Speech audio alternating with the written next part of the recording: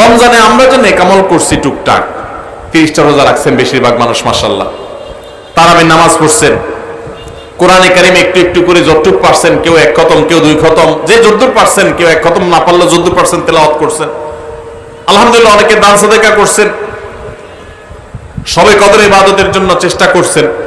এই যে রমজানে আমলের চেষ্টা আমরা করেছি, এই আমলগুলো আল্লাহর কাছে কবুল হয়েছে কি হয় নাই, এটা বুঝার একটা উপায় আছে, আলামত আছে, নিশ্চিত কোনো উপায় নাই। কারণ আমল কবুল করা না করা কার এখতিয়ার? আল্লাহর এখতিয়ার। শতভাগ পারফেক্টনেস আপনি এনেছেন, আপনার কাছে মনে হচ্ছে, তারপর কোনো ত্রুটি থাকতে পারে, যেটা কারণে আল্লাহ তাআলা বললেন না আমি তোমার এটা অ্যাকসেপ্ট করলাম না, সে এখতিয়ার আল্লাহর আছে। কিন্তু আমরা যে নেকামলগুলো করি এগুলো সম্পর্কে ওলামায়ে কেরাম অনেক সালাফ, ইসলামের ইতিহাসের সোনালী যুগের স্বর্ণ মানবগণ, পূর্বসূরীগণ আমাদের, তাদের উক্তি আছে যে কোন কোন আমলের কবুল হওয়ার ব্যাপারে পূর্বাভাস, আলামত এটা জানা যায়। আলামত দেখে সুধারণা করা যায়, নিশ্চিত কোনো গ্যারান্টি নেই কবুল হয়েছে কিনা বলার সুযোগ নেই, তবে অনুমান করা যায়, ধারণা করা যায় যে হয়তো আল্লাহ কবুল করেছেন। তাহলে রমজানে আমাদের আমল ইবাদত কবুল হয়েছে কি হয় নাই সেটা বুঝার যে আলামতটা, সেটা কি বলে দিব আপনাদেরকে?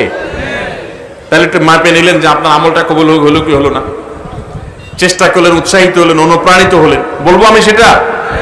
ভাইরা আমার, সেটা হলো, সে আলামতটা হলো রমজানে যে আমলগুলো করেছেন, শুধু রমজানের জন্য এটা কথা না, সারা বছরের জন্য প্রযোজ্য। কোনো আমল করার পর সে আমলটা যদি আপনি ধারাবাহিকভাবে করতে পারেন, কন্টিনিউয়াসলি করতে পারেন, বারবার করতে পারেন, একাধিকবার করতে পারেন, ওইটার ধারা যদি ধরে রাখতে পারেন, তাহলে আপনি আল্লাহর ব্যাপারে সুধারণা করতে পারেন, আল্লাহ আপনার আগেরটা কবুল করেছেন, এই জন্য পরে আবার করার তৌফিক দিয়েছেন।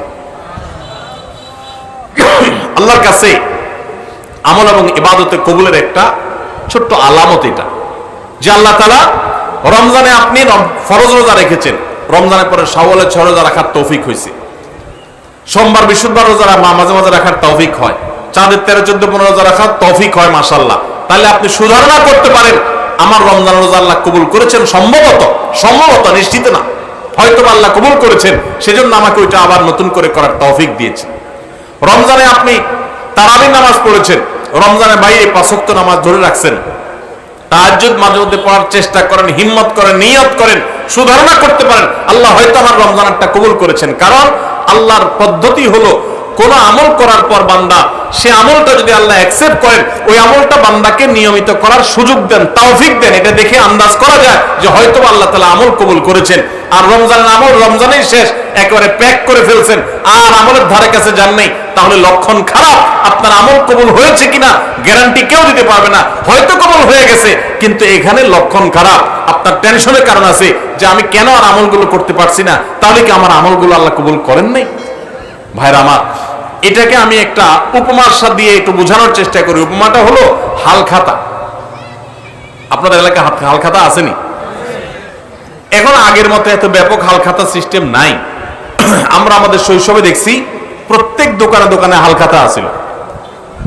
তো হালখাতার সিস্টেম হলো যে বছরে একদিন হালখাতা হয়,